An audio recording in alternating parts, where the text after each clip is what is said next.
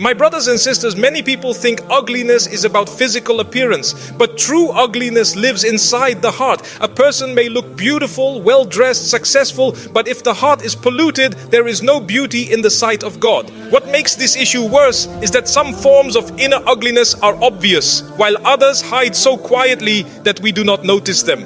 There is a powerful saying, the heart is like a garden. If you do not remove the weeds, they will destroy every flower. In the same way, if you do not deal with the hidden diseases inside you, they will slowly take over your character, your peace, and your connection with the one who created you. Today, I want to share with you 5 hidden habits that quietly poison the heart. These are not the usual ones you hear all the time. These are deeper, surprising, and far more dangerous.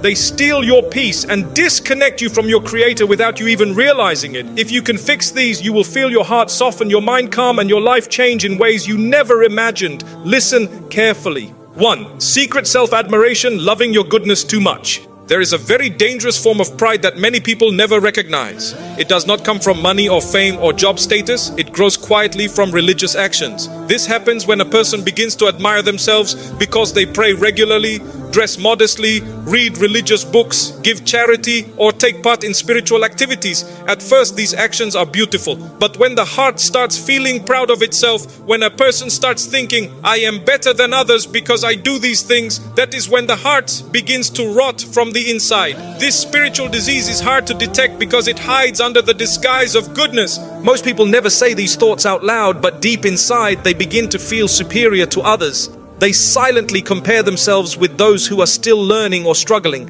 They judge people who are not as religious as them. They might think, why can't he pray properly? Or why doesn't she dress like me? Instead of feeling compassion, they look down on others. They forget that their good deeds are a gift from God, not something they achieved by their own power. They forget that they were once beginners too, and that they still make many mistakes. This attitude is not true righteousness. It is poison that slowly destroys the heart. A person may appear holy on the outside, but inside they are becoming spiritually empty. The one who performs many acts of worship but becomes proud because of them is more at risk than someone who sins but is humble. A sinner who feels regret and tries to improve has a cleaner heart than a proud worshipper who thinks he is perfect. The most dangerous kind of sinner is the one who believes he has already succeeded spiritually. Because when someone thinks he is better than others, he stops growing, he stops learning, he stops self-checking, he becomes blind to his faults, he refuses advice, he believes he is too good to be corrected.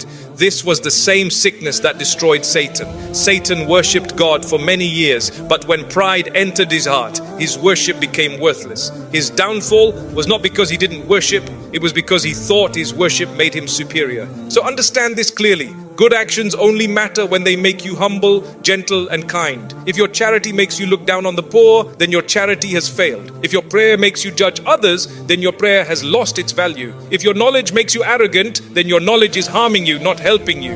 True beauty of the soul appears when worship softens the heart, when it reminds you that without God you are nothing, when it helps you treat others with mercy and respect. The real sign of a pure heart is humility. The ability to do good and still believe that you can do better, still believe that others may be better than you in ways you do not know. You never know whose heart God loves more. The person you judge today might be closer to God than you tomorrow. Just because you are doing good today does not mean you are safe forever. So keep your heart humble. Every time you do something good, remind yourself, this ability was given to me. I'm only doing this because God allowed me to. This will protect your heart from pride. Worship is meant to bring you closer to God. If it brings you closer to arrogance, then you are moving in the wrong direction. Beauty is when your worship makes you softer, not harder, humbler, not louder, forgiving, not judgmental. Your good deeds should make you more patient, more understanding, and more compassionate toward those who are still struggling. That is real spiritual beauty. 2. Using religion to hurt others. One of the most hidden and damaging habits is using religion as a tool to shame or control people rather than guide them with kindness. Faith is meant to help people grow, heal, and come closer to their Creator. It is meant to soften the heart and bring peace into a person's life. But when someone uses religious knowledge to insult others or make them feel worthless, it becomes a weapon that harms the soul. This behavior does not only damage the person being spoken to, it also corrupts the heart of the one speaking. Their intentions shift from helping others to proving themselves superior, which turns faith into arrogance. Sometimes a person learns a few teachings, reads something online, or hears a lecture, and suddenly begins to behave as if they are spiritually above everyone else. They feel it is their responsibility to point out every fault they see around them. Instead of speaking with compassion, they speak with harshness. Instead of guiding quietly, they embarrass publicly. They humiliate others for their clothing, their mistakes, their lack of knowledge, or their life struggles. The problem is not that they advise, the problem is how they advise. True guidance never humiliates. It never destroys someone's confidence. It never makes a person hate religion. But when advice is delivered with coldness and pride, it pushes people further away from faith. A heart becomes spiritually ugly when it enjoys pointing out flaws more than it enjoys helping others improve. Such a person might say, I am just speaking the truth, but truth is not an excuse for cruelty. Truth becomes complete only when it is delivered with kindness. If you correct someone to make them feel small, then you are not correcting them for God. You are correcting them to feed your ego. Sometimes people forget that their job is not to judge who is good or bad. Their job is simply to remind others with sincerity and humility. Judgment belongs only to God. There is a painful irony here. A person may think they are defending religion, but they might actually be harming it through their behavior. People remember how you made them feel more than what you said. If someone feels humiliated in the name of religion, they may begin to associate religion with pain instead of peace. They may feel judged rather than welcomed. They may feel hopeless rather than inspired. When someone is already struggling, the last thing they need is harshness. They need understanding. They need someone to speak to them gently, reminding them that change is possible and that they are not alone. Those who publicly call out others often forget that their own lives are full of imperfections. They forget that every person has a story, a past, and private battles. They forget that they too once made mistakes and needed patience from others. When someone uses religion as a hammer, it means they have lost compassion in their heart. Real strength is not shown by harsh words. Real strength is shown by the ability to guide someone with kindness, even when you disagree with them. Anyone can criticize loudly, but only a person with a pure heart can advise gently. This habit grows from a belief that one's own religious practice makes them better than others. They think they are doing God's work, but in reality, they are serving their own ego. Their words are not coming from love, but from a desire to appear superior. This is one of the most dangerous forms of spiritual pride because it pretends to be religious when it is actually self-serving. If your knowledge makes you cold, harsh, or unkind, then your knowledge has not purified you, it has corrupted you.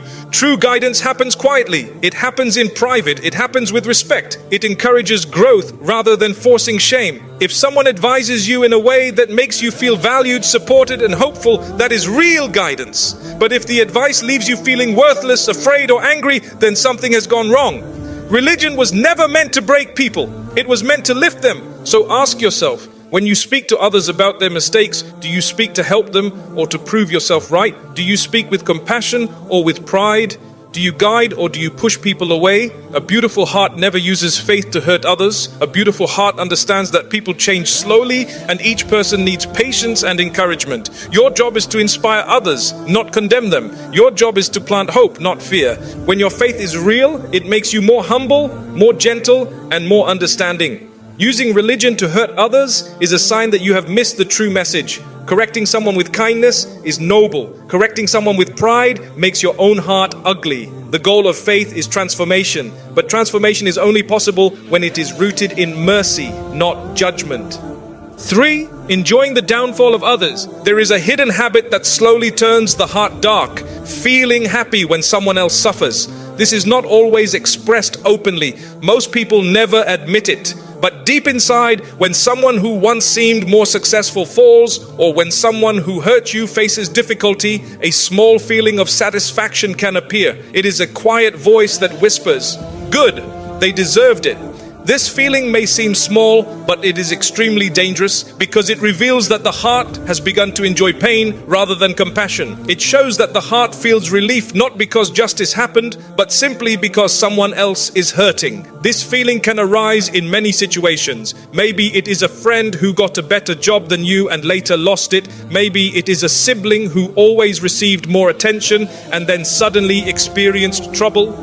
Maybe it is a co-worker who got praised while you were ignored and then later got embarrassed. Maybe it is someone who treated you badly in the past and now life is giving them difficulty. The heart quietly celebrates. This celebration is what makes the heart spiritually ugly, because a believer is meant to wish good for others, even if those people did not treat them well. A heart that is pure does not enjoy the suffering of others, even when those people were enemies. Feeling happy about someone's downfall reveals hidden jealousy or resentment. It shows that you measure your happiness not by your own growth, but by someone else's losses. This means your heart is chained to comparison. Instead of becoming a better person, you wait for others to fall below you. This is a very weak and sick way of living. You cannot rise by hoping others fall. You cannot grow by watching others lose. Real success is when you wish well for others while working to improve yourself. No one becomes better by cheering for someone else's pain. Sometimes people justify this habit by saying they hurt me first or they deserved it. But this reasoning does not change the nature of the heart. If their suffering brings you joy, it means your heart still carries anger, resentment, and bitterness. Their downfall did not heal you. It only fed your ego. It only made you feel temporarily superior. But that feeling does not last. Eventually, your heart becomes darker, colder, and more restless. You begin to tie your peace to the failure of others. That is a miserable way to live. A compassionate heart reacts differently. When it sees someone fall, it feels concern. It thinks, life is hard. I hope they grow from this. I hope they find peace. This does not mean you must trust that person again. It does not mean what they did was right. But it means you refuse to allow hatred to take root inside you. Their actions may have been wrong, but your reaction should not poison you. If someone's suffering brings you happiness, it means your heart is still controlled by them. You are letting their past behavior decide your emotional state. You remain stuck in the past. Even when someone did wrong, their downfall is still a test. Life has a way of teaching lessons. Every difficulty is a chance to reflect and change. A pure heart wishes that the person learns, improves, and becomes better. A sick heart wishes they stay crushed forever. This difference determines whether your soul grows or decays. This habit also reveals a lack of trust in the Creator's plan. When you see someone succeed and it bothers you, it means you believe their blessing is a loss for you. When you see someone fall and it makes you happy, it means you think their pain benefits you. But blessings are not limited. Someone else's success does not reduce your chances. Someone else's downfall does not improve your destiny. What is written for you will reach you. The heart becomes peaceful when it stops comparing. Another danger is that feeling joy when others fall invites similar tests into your own life. When you celebrate someone's difficulty, life may bring similar difficulty to you. The heart that mocks others' pain often ends up experiencing the same kind of pain. This is one of the ways the world teaches humility. Sometimes the very thing you laugh at becomes the very thing you face. So be careful what you celebrate. Ask yourself, when someone you know goes through a breakup, loses money, fails in studies, or faces humiliation, what is your first feeling? Is it concern or is it satisfaction? Do you say, this could have been me? Or do you think, good, they deserved it? Your first response reveals the condition of your heart more clearly than anything else. A heart filled with empathy will feel sadness for the person. A heart filled with jealousy will feel joy. The goal is not to deny your emotions. Humans naturally feel relieved when someone who hurt them is corrected. But there is a difference between justice and joy. Justice is about fairness. Joy is about ego. Feeling relief that truth has come forward is normal. Feeling happiness simply because someone is suffering, no matter who they are, is a sign of spiritual decay. So what should you do if this feeling arises? First, acknowledge it. Do not pretend it does not exist. Then remind yourself their difficulty is not your victory. Their pain is not your gain. Life is a test for every person. Today they may fall, tomorrow you may fall. Wish for others the same growth you wish for yourself. Pray that they learn from their hardship and become better. Pray that their suffering becomes a turning point toward goodness. When you can do this, your heart grows stronger and cleaner. A beautiful heart does not measure happiness by the failure of others. It measures happiness by personal growth and by seeing goodness spread. The real competition is not between you and other people. The real competition is between who you are today and who you were yesterday. When your heart stops celebrating others' pain and starts wishing for their healing, you become free. Free from envy, free from resentment, free from bitterness. That is when light enters the heart. 4. Knowing what is right but refusing to change. One of the most silent and destructive habits is knowing the truth yet refusing to act on it. Many people listen to reminders, read about faith, watch lectures, and agree with everything they hear. They nod, they feel inspired, they say, yes, I should change. But when the time comes to take action, they return to the same habits and routines. Their knowledge remains stored in the mind, never reaching the heart, never touching their behavior. This creates a spiritual paralysis where a person grows in information but shrinks in transformation. They know what is right, but they do not move toward it. This habit is dangerous because it feels safe. When someone gains knowledge, they feel a small sense of spiritual satisfaction. They believe that by simply knowing, they are improving. They feel closer to goodness just because they are listening to good messages, but their daily actions remain the same. They may read about kindness, yet continue to be harsh. They may learn about humility, yet continue acting superior. They may hear about repentance, yet continue delaying change. They live in a constant state of, I will do it later. Later becomes tomorrow. Tomorrow becomes next week. And slowly their entire life becomes a chain of delays. The heart becomes hard when knowledge sits unused. Imagine a cup that is constantly filled with clean water but never emptied. With time, the water becomes stale, dirty, and unpleasant. In the same way, knowledge that is never used begins to rot. It loses its purity. The more a person learns without acting, the more their conscience weakens. At first, reminders touch them deeply. Their heart feels something. But when they ignore that feeling repeatedly, the heart stops reacting.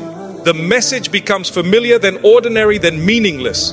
The same advice that once shook them now feels boring. They hear it, but nothing changes. This is a sign that the heart is becoming insensitive. When someone learns but does not act, they slowly lose the ability to feel spiritual warnings. They start to believe they have plenty of time. One day I will fix myself. One day I will start praying seriously. One day I will stop my bad habits. But they never decide when that day will come. They delay until time slips away. Life is unpredictable. None of us knows how many chances we will get to return to the right path. We cannot depend on the future when the future is not guaranteed. Delaying spiritual growth is like refusing to drink water and expecting not to die of thirst. This habit also leads a person to judge others more than themselves. Since they are full of religious knowledge, they feel they understand everything better.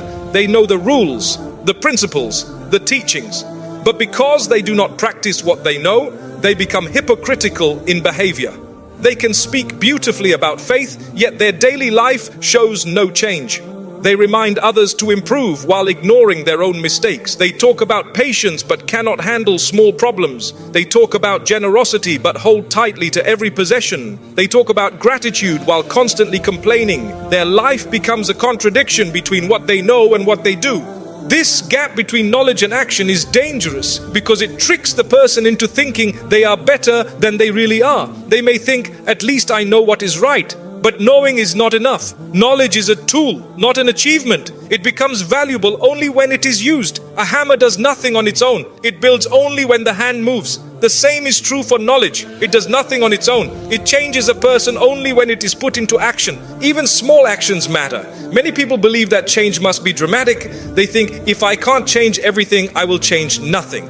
This idea only delays improvement. Transforming your life does not require huge steps. It requires consistent small steps. Reading one page regularly is better than planning to read an entire book and never starting. Praying sincerely once is better than promising to pray perfectly later. A kind word today is better than planning to become the kindest person tomorrow. Change is not about perfection, it is about movement. When someone acts on their knowledge, even slowly, their heart becomes softer. Their soul feels alive. They begin to notice growth. They see results. More peace, more purpose, more clarity. Each small action adds light to the heart. But when someone keeps waiting for the perfect moment to start, darkness continues to grow. They become spiritually numb. They lose the urgency to change. The most dangerous mindset is believing there is always more time. A young person says, I will fix myself when I get older. An older person says, I wish I had started sooner. Some people only wake up when it is too late. So the wise person does not wait. The wise person knows that every day is a chance to change. Every moment is an opportunity. Ask yourself honest questions. Do you hear the truth and ignore it? Do you know what needs to be fixed but keep delaying? Do you make promises to yourself that you never fulfill? If the answer is yes, then your heart is in danger. But the good news is that the cure is simple. Start acting. Even one small action today is better than 1,000 intentions. The heart becomes beautiful when it learns and acts, when it listens and responds, when knowledge becomes behavior, when reminders turn into habits. The goal is not to be perfect. The goal is to move forward even slowly. Every step counts. Every effort matters. The smallest act of obedience cleans the heart more than the largest amount of knowledge that is ignored. True growth begins when a person stops delaying and starts doing. When they take that first step, even if it feels small, because that first step can lead to another and then another until the heart is filled with light and the soul finds peace. That is when knowledge fulfills its purpose. That is when a person becomes spiritually alive. 5. Pretending you are fine while your heart is dying. One of the most harmful habits is pretending everything is fine when deep inside you are breaking. Many people carry emotional wounds, fears, guilt, and sadness, yet they refuse to acknowledge what is happening within themselves. On the outside, they smile, they laugh, they appear strong and confident, they act like nothing is wrong. But inside their heart, a quiet storm is destroying them little by little. This habit might look harmless because society often praises those who appear strong, but in reality, this behavior slowly suffocates the soul. There is a difference between being patient and being emotionally closed. Patience means you struggle but remain hopeful. You accept that hardship is part of life and continue moving forward with a peaceful heart. But pretending means you bury your feelings, ignore your emotions, and keep everything locked inside. Not because you are strong, but because you are afraid to be honest, even with the one who created you. Many people think admitting weakness makes them look small, but in truth, denying weakness keeps them from growing.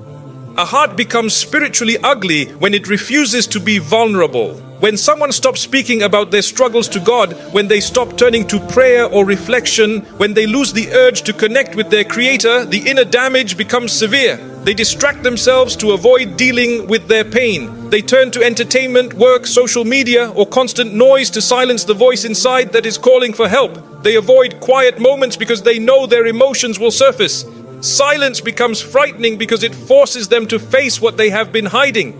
This habit leads to emotional numbness. At first, the person feels too much. There is sadness, fear, stress, or guilt. But since they keep pushing it away, refusing to address it, the heart eventually stops responding. They stop feeling entirely. They become emotionally blank. They do not cry, laugh deeply, or feel connected to anything. They become a shell, alive on the outside, hollow on the inside. This emptiness is one of the worst spiritual states because it removes the ability to feel love, gratitude, joy, and peace. Pretending also blocks healing. You cannot heal what you refuse to acknowledge. When someone is physically sick but pretends they are fine, they do not seek medicine and their condition worsens.